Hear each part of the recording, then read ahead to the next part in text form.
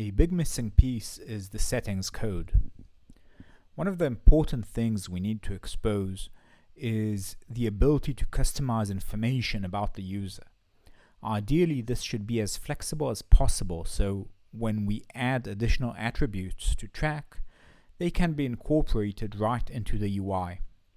I simplified a lot of the Facebook UI had and tried to focus on two big ticket items: the image pickers and generic user settings. I've encapsulated image picking in the image picker class. This is convenient as we might want to make it more elaborate in the future. At the moment, it simply picks from the device gallery. We don't need a class in terms of implementation. It's there to encapsulate the metadata of the image in a single operation. The file name is useful for the upload process as we maintain that metadata in the server for reference. Open Gallery launches the OS native picker code, in this case using image mode. We keep the file name and the image object. This class encapsulates the upload feature too, so the file name can remain encapsulated. That's pretty simple.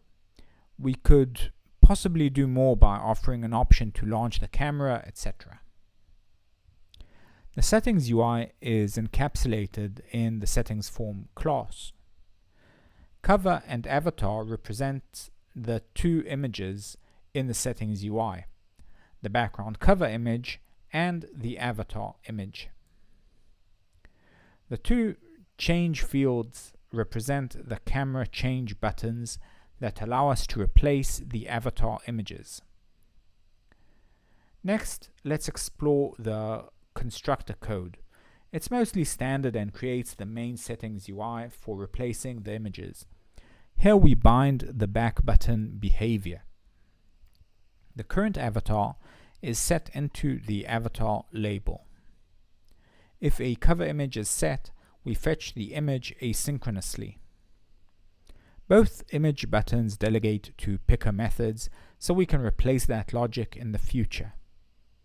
The cover label places the change button on top using a layered layout and wraps the button in a flow layout so it will align to the bottom right. We do the exact same thing with the avatar image and its picker button. We then wrap both of those layered layouts in another layered layout and the avatar in a flow layout to align it to the bottom center region. The layer layout usage raises the obvious question: why not use one layered layout instead of three? That would be hard to accomplish with the picker button. We would have a hard time aligning the picker button to the avatar to the bottom right corner, since the parent layout would be too big. Next up are the buttons we create at the bottom of the UI, as mentioned at the end of the constructor. The button bar are just 4 buttons in a horizontal grid. We only map the settings to functionality of full editing in show user edit form. Image picker does most of the heavy lifting here. We launch it and get an image object back. And if we get an image object back, we proceed. We upload the image and get a callback with the media ID value.